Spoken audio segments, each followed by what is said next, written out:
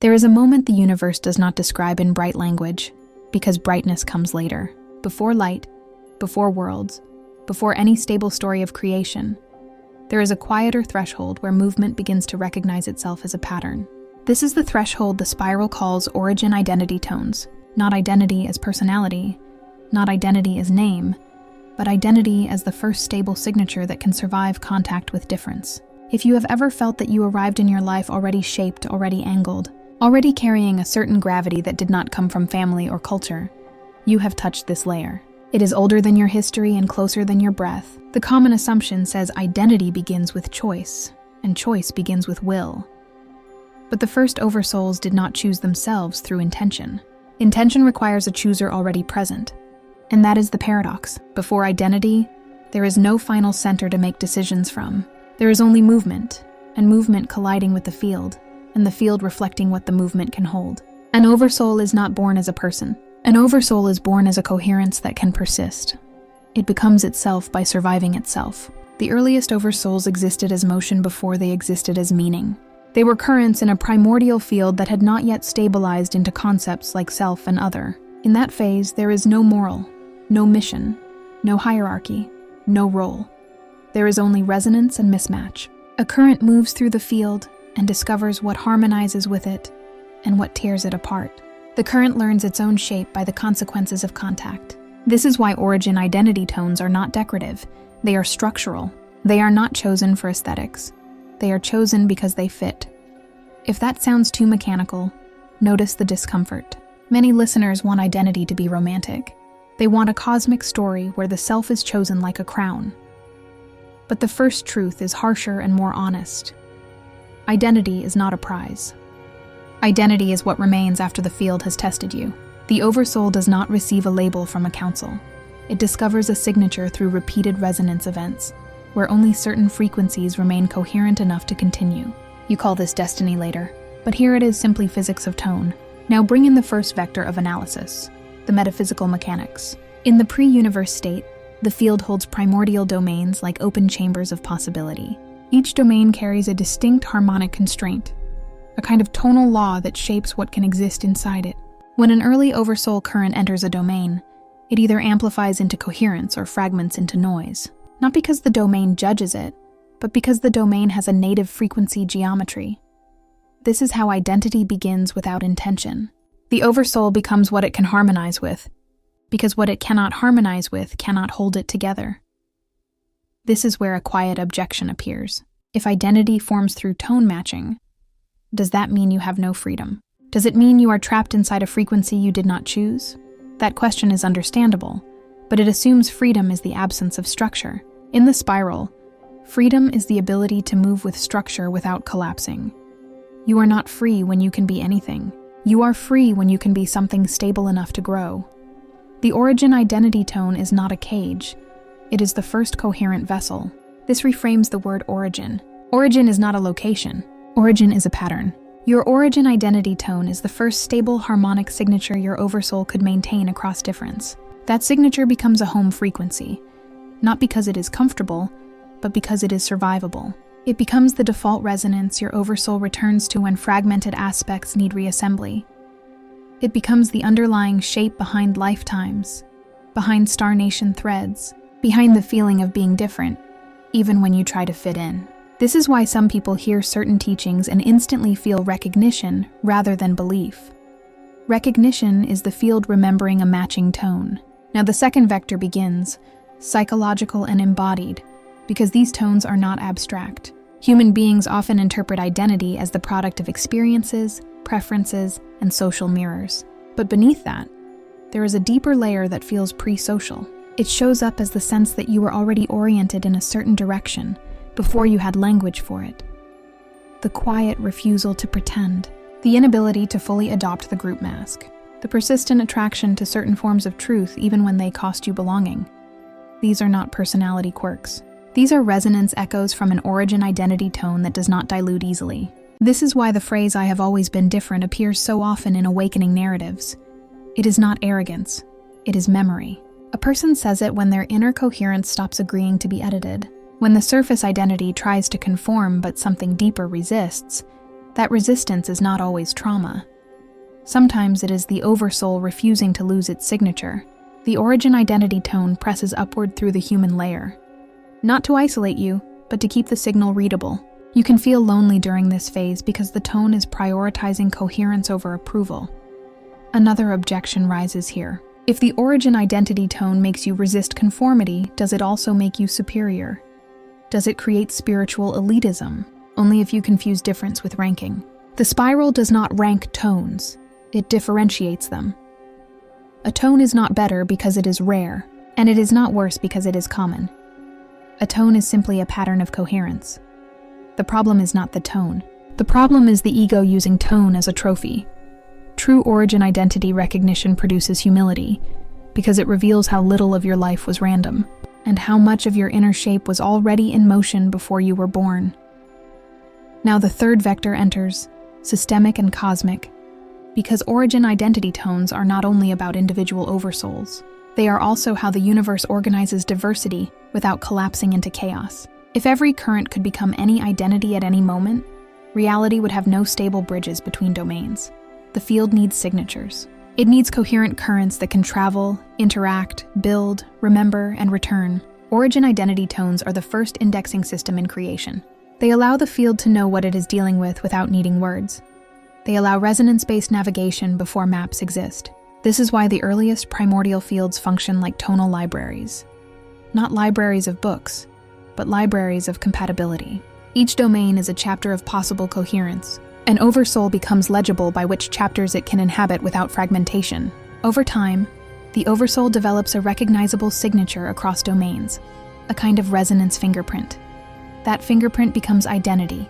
It is not assigned. It is accrued. It is the consequence of what you can carry. But where does choice return? Because the listener needs that tension to stay alive. If identity begins before will, when does will appear?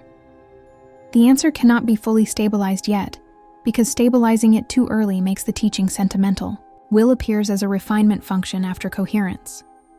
Once a signature exists, it can be shaped. Once a tone can persist, it can evolve. The first oversouls did not choose their identity like a menu. They became coherent, then began to choose how to express that coherence. Expression is where freedom begins, not in the absence of structure, but in the skill of shaping structure without losing it. This is why remembering your origin tone changes your entire path, not because it gives you a label to cling to, but because it ends a certain kind of wandering. Many seekers roam through systems and teachings trying to find a story that fits. They adopt identities like clothing, hoping one will finally feel real. Origin tone remembrance does something different. It removes the need to perform. It reveals what has been present underneath the performance. That is why it can feel both relieving and threatening. Relieving, because you stop searching. Threatening, because you can no longer hide. There is a reason starseed audiences respond so strongly to origin identity teachings. They are often carrying a mismatch between surface environment and deeper signature. They feel the tension of being in a world that does not reflect their frequency geometry. But here is the hidden twist. Origin identity is not only about where you came from in the galactic sense. It is about the first coherent signature that existed before any of those places. Star nations are later expressions. Origin tone is earlier. It is the pattern that makes you compatible with certain star lines in the first place. That is why some people can resonate with multiple lineages while still having a single unmistakable center. Now the teaching must refuse premature comfort. People want origin identity to become a quick answer, a neat declaration, a clean badge. But an origin tone is not proven by excitement. It is proven by coherence under pressure. A person can feel pulled toward a concept, but the real test is whether that concept increases stability, precision, and inner alignment over time. The origin tone does not inflate you. It clarifies you. It does not make you loud. It makes you consistent. If a supposed origin identity makes you reactive, performative, or dependent on validation, it is likely a surface fascination rather than a deep match. So how do you recognize the real thing? Not by a single meditation, not by a quiz, not by a dramatic sign. You recognize it by the way your system behaves when you encounter it. Your nervous system quiets, not because it is sedated, but because it stops negotiating. Your mind stops hunting for the next explanation. Your emotional body stops asking to be convinced. You feel a strange simplicity that does not feel simplistic. The words may be complex, but the resonance underneath them feels like home frequency. That is the closest human translation. But even that description risks ending too cleanly. Because for many people, origin tone remembrance does not produce peace immediately. It produces crisis. If you remember what you are, you also remember what you are not. You begin to feel how much of your life was adaptation. You start to see relationships built on mismatch. You start to sense paths chosen from survival rather than resonance. This is why origin identity tones can trigger grief. The grief is not a mistake. The grief is the cost of becoming readable again. In the spiral, this is the moment Oversoul identity crystallizes in the human layer, not as a fantasy of specialness, but as a refusal to remain incoherent. You stop trying to be understandable to everyone, and you start trying to be true to the frequency you carry. That does not make life easier at first. It makes it sharper. It makes you more responsible for what you transmit. Because when you know your tone, you can no longer pretend you did not know what your choices were doing. Now return to the first scene, the earliest Oversouls moving as currents before identity. They were not trying to be unique. They were trying not to dissolve. This is the forgotten humility behind origin identity. Identity is not vanity. It is survival of coherence. It is the field teaching a current how to remain itself through contact. And that is why remembering your origin tone does not end your evolution. It begins it. Once you stop dissolving into whatever surrounds you, you become capable of intentional refinement. But the final stabilization must still be delayed, because a listener will try to turn this into a conclusion, and the spiral refuses that shortcut. Origin identity is not a destination. It is a starting constraint.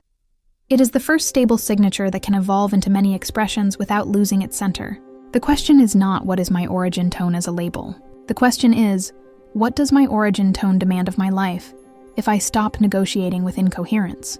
You might think you want the answer quickly, but quick answers create shallow identities. The real recognition happens when you notice what keeps repeating across your life. What truths keep returning even when you try to abandon them? What forms of beauty keep calling you back? What kind of silence feels like nourishment rather than emptiness? What kind of work restores you rather than drains you? What kind of teaching you cannot unhear once it reaches you? Those repetitions are not random. They are the Oversoul signature pressing upward through time. If you want to feel the edge of it right now, do not ask what you believe. Ask what you can consistently embody. Belief is cheap. Embodiment is proof. Your origin identity tone is the frequency you can live from without collapsing into performance. It is the tone that makes your life feel internally coherent, even when the external world is unstable. And if you have never felt that coherence, that does not mean you lack an origin tone. It means you have been living too far from it to hear it. The Oversoul chooses itself first by surviving resonance, then by refining expression. The first act is structural. The second act becomes creative. You are in the second act now, whether you know it or not. But the second act cannot begin until the first act is remembered. This is why origin tone teachings land like a bell in the chest for some people. It is not new information. It is an old pattern becoming audible again. And if you are waiting for a final sentence that seals it, notice that hunger. That hunger is the same impulse the earliest currents carried, the desire to be defined, to be seen, to be settled. The spiral will not settle you yet. It will align you. It will sharpen you. It will make you readable. Then it will ask you to live as the tone you claim to remember, long enough for the field to confirm it through consequence. That is where identity stops being an idea and becomes a signature. What you are is not decided by what you say you are. It is decided by what remains coherent when your life applies pressure. And the pressure is already here. When origin identity begins to surface consciously, it does not arrive as a memory with pictures. It arrives as friction. It disrupts the habits you built to survive misalignment. It interrupts the strategies that once kept you functional but never whole. This is why the second phase of origin identity is not recognition, but consequence. The tone you carry begins to insist on congruence, and anything that cannot harmonize with it starts to feel expensive to maintain. Not wrong. Expensive. At this stage, many people misinterpret what is happening. They think something is breaking. Relationships strain. Motivations evaporate. Old goals lose their charge. The nervous system becomes more sensitive, not weaker, because it is no longer numbing itself to mismatch. The mind searches for explanations, often spiritual ones, to regain control. But the origin identity tone does not respond to explanations. It responds to alignment. It is not asking you to understand it. It is asking you to stop diluting it. This is where the second major misunderstanding must be dismantled. People assume that once identity crystallizes, life should feel smoother. But smoothness is not the metric. Coherence is. When an oversoul tone becomes active in the human layer, it increases signal-to-noise ratio. That makes noise louder, not quieter. The things that never fit now refuse to stay invisible. The spiral does this deliberately. A tone cannot refine itself while pretending incompatibility does not exist. This phase reveals why origin identity is not a comfort teaching. It is a sorting mechanism. The field begins reorganizing around what you can actually sustain, not what you admire, not what you envy, not what you were taught to value, what you can carry without self-fragmentation. This sorting feels ruthless because it removes ambiguity. Ambiguity is where the ego hides. The origin tone exposes that hiding place by demanding consistency. Now the third vector of analysis deepens, because this is where identity intersects with responsibility. Once a tone is readable, it becomes impactful. Before recognition, your actions scatter. After recognition, they resonate. This is why origin identity carries weight. A coherent tone influences fields around it, even unintentionally. Your presence changes rooms. Your silence changes dynamics. Your alignment or misalignment becomes instructive. This is not mystical. It is structural. Coherent signals propagate. This creates a subtle ethical tension that many people resist. If your tone affects others, then you are no longer only responsible for your intentions. You are responsible for your resonance. Saying you did not mean harm becomes less relevant when your frequency destabilizes environments through inconsistency. This is why advanced identity remembrance often coincides with a period of withdrawal. Not because you are ascending away from others, but because your system is recalibrating to avoid broadcasting distortion. At this point, a quiet fear emerges. If I fully become myself, will I lose people? The honest answer is yes, but not in the way the fear imagines. You do not lose people because you reject them. You lose shared fictions. You lose relationships built on adaptation rather than mutual resonance. You lose roles that depended on you being smaller, quieter, or more fragmented than you are. What remains has a different quality. It is slower to form, but harder to break. This brings us to the function of origin identity tones in collective evolution. A universe composed only of adaptive beings collapses into sameness. A universe composed only of rigid beings shatters. The spiral requires beings who can hold a stable signature while remaining permeable to growth. Origin tones provide the stability. Evolution provides the movement. When both are present, creation becomes generative rather than repetitive. This is why some oversouls feel called to particular functions repeatedly across lifetimes. Not because they are stuck, but because their tone is well suited to certain forms of pressure. Builders return to systems. Witnesses return to thresholds. Weavers return to transitions, not as punishment, but as competence. The origin tone carries an aptitude profile that expresses itself wherever similar conditions arise. You do not need to remember past lives to see this. You can see it by watching what kinds of situations keep finding you. Another objection arises here. If origin tones predispose function, does that limit possibility? Again, the spiral rejects binary thinking. Predisposition is not destiny, it is efficiency. You can choose paths far from your origin tone, but the energetic cost will be higher. Growth is still possible, but coherence will be harder to maintain. Many people confuse difficulty with virtue. The origin tone dissolves that confusion. It shows you where growth can occur without constant self-betrayal. Now we approach the most delicate aspect of this teaching. Origin identity tones are not static. They are not fossils. They are living patterns that evolve through refinement. But refinement does not mean abandonment. It means increased resolution. Think of it as moving from a rough signal to a high-fidelity transmission. The content may expand, but the signature remains recognizable. This is why advanced beings can be complex without being chaotic. Their tone is clear enough to support complexity. In human terms, this looks like a person who can engage many perspectives without losing themselves. They can learn without dissolving. They can adapt without pretending. They can change without becoming unrecognizable. That capacity does not come from flexibility alone.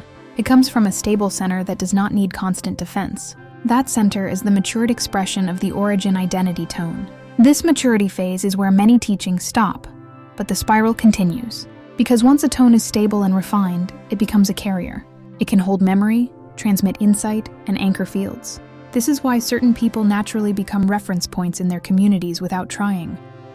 Others orient around them, not because they dominate, but because their coherence provides navigational clarity. The origin tone becomes a lighthouse, not by shining harder, but by staying consistent. However, this role cannot be claimed. It is conferred by consequence. If you attempt to use origin identity as a brand, the tone collapses into performance.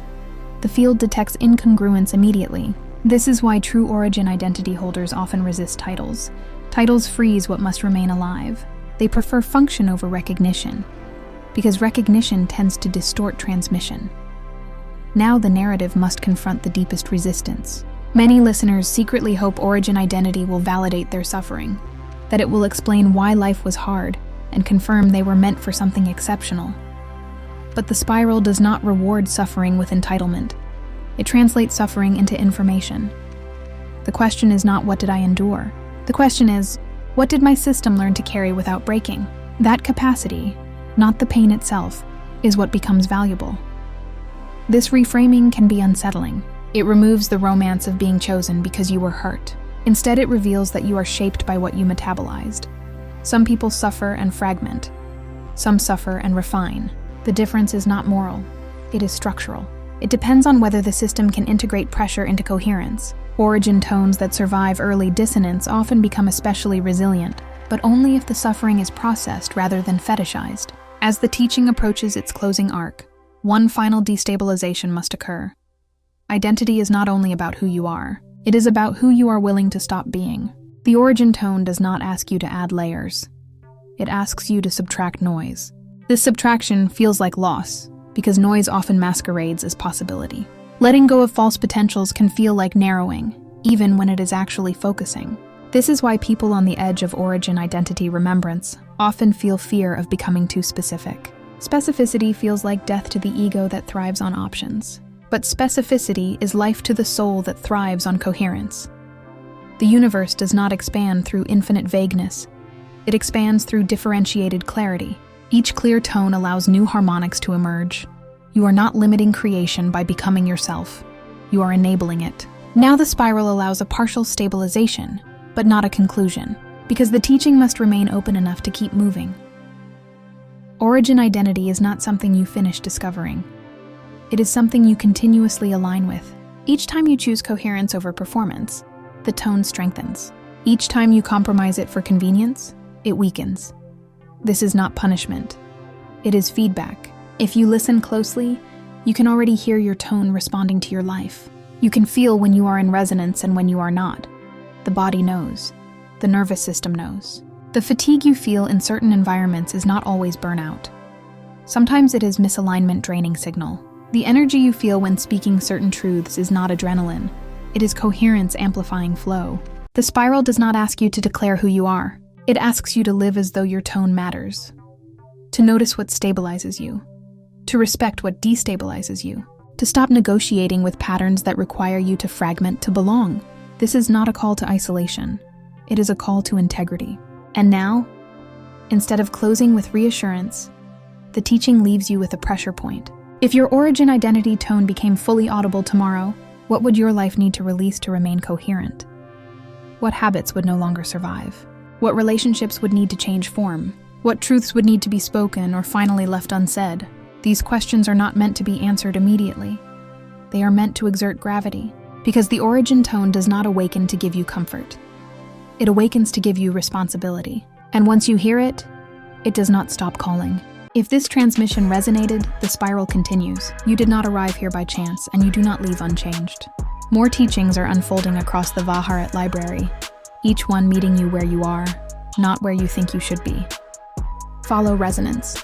The next threshold is already listening.